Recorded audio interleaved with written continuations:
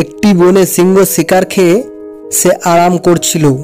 এদিকে একটি ইঁদুর বনের মধ্যে ঘুরে বেড়াচ্ছে। বেড়াতে বেড়াতে ইঁদুর ওই সিংহর কাছে চলে আসে। এসে সে সিংহের গায়ের ওপর চেপে নাচানাচি ও খেলাধুলা করতে লাগে। আর খেলতে খেলতে ইঁদুর বলে, আহ কি মজা, রাজার গায়ের উপর খেলতে খুব মজা লাগছে।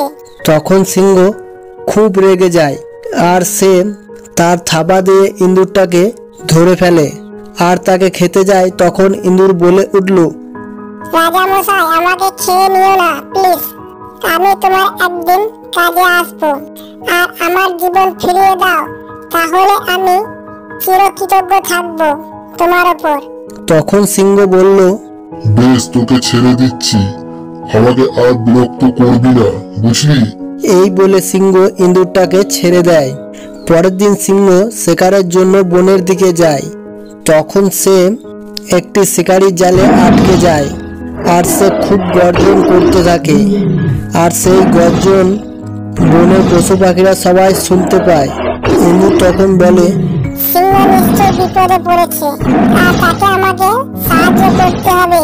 এই বলে ইঁদুর সিংহর কাছে চলে আসে। এসে সে তার ধারালো দাঁত দিয়ে জাল কেটে সিংহকে মুক্ত করে। তখন সিংহ তাকে বলে, তুই আজকে আমার জীবন বাঁচালি, তাই তুই এই বনে যা খুশি তাই করবি, কেউ তোকে কোনো কিছু বলবে না। ধন্যবাদ মহারাজ, তাহলে আমি যাই। দাঁড়া, তুই আর আমার গায়ে উঠে খেলবি না? তখন ইঁদুর সিংহের গায়ে উঠে খেলতে লাগলো।